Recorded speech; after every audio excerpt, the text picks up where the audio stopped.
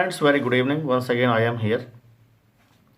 Friends, as you know that earlier we had discussed about the first lesson of human physiology, digestion and absorption. But now I am going to introduce new lesson or new chapter, breathing and exchange of gases. So, dear students, just you know that, and you must be know, and maybe you have to know about the my queries. To perform every activity, we need energy. To perform every activity, we need energy. So, this energy comes from the breakdown of sugar into simpler forms or breakdown of the sugar molecules and protein molecules inside the mitochondria.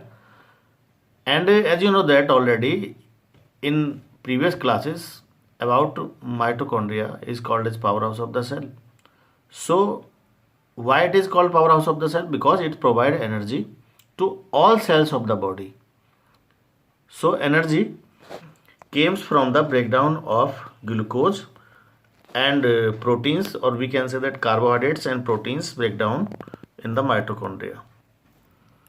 So these molecules mean to say that glucose in the presence of oxygen convert into carbon dioxide plus energy. So oxygen, intake of oxygen and exhaled of carbon dioxide is called respiration or breathing. Intake of oxygen and releasing of carbon dioxide is called. So during breathing, the oxygen reach into the blood, and through blood the oxygen reach into the each and every cell of the body in the mitochondria. So in mitochondria, glucose break down in the presence of oxygen into carbon dioxide and water. So carbon dioxide again diffused in the blood capillaries, and in this way energy released during this process. However, breathing is depend on the habitats and the organization of animals or organization of different types of animals. How does the breathing takes place and what kind of organs in the organisms concern breathing or concern intake of oxygen and exhale of carbon dioxide.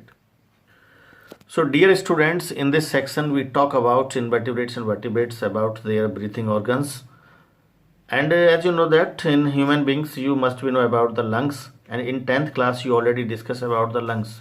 So here we talk about protist to higher animals like mammals or vertebrates about their breathing organs.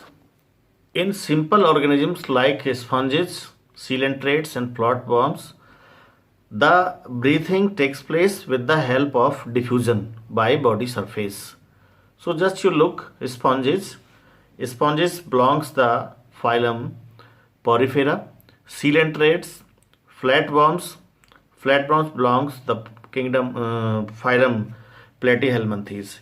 So all these three categories, the breathing takes place with the help of body surface through diffusion. Phylum Annelids, phylum Annelida and Arthropoda. In Annelida, the cutaneous respiration takes place. For examples, in earthworm, the cutaneous respiration means skin respiration means the respiration or breathing takes place with the help of body surface. In arthropods, particularly in these organisms, that is cockroach, in the cockroach a special type of structures, tubular structures, are called trachea. Trachea are perforated outside of the body, so tracheal breathing or tracheal respiration takes place in cockroach. And you just look the tracheae and moist skin. So tracheal respiration takes place in cockroach, and moist skin, the respiration or breathing takes place with the help of moist skin in annelids like earthworm. And most mollusks, like snails, breathing takes place with the help of gills. In the snail, special vascularized structures that is called as ctenidium. So with the help of this vascularized structures ctenidium, breathing takes place or respiration takes place.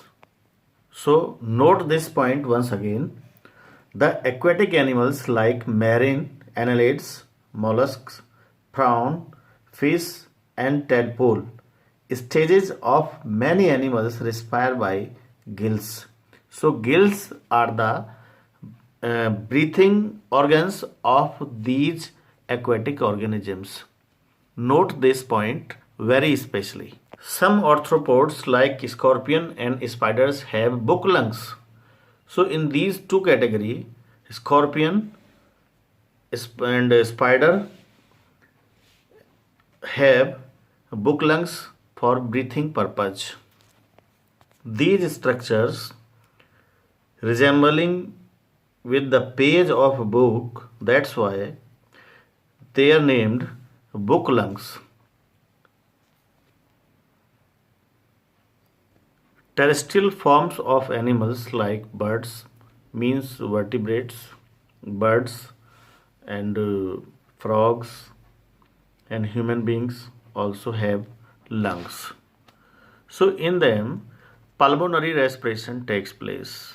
In apes, these vascularized bags are called as lungs, and these lungs have special air pouches called special air bags or air pouches which support in the flying of birds. Among vertebrates, the fishes respire with the help of gills. Amphibians, reptiles, and birds and mammals respire with the help of lungs. Apart from lungs, frogs can respire through the skin also. So breathing or respiration takes place through the skin in frogs.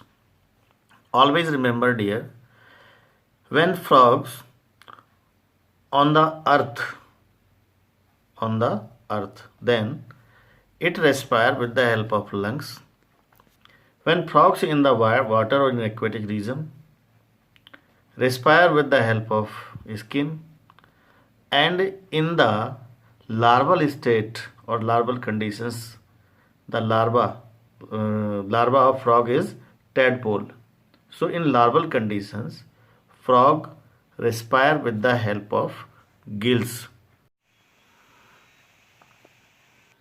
Among all organisms, mammals have well-defined respiratory system, or we can say mammals have highly developed respiratory system. So dear students, in this section or in this video you have to enjoy about the parts of breathing organs in different organisms. So how does breathing takes place in all organisms, from invertebrates to vertebrates or minor organisms to major organisms? So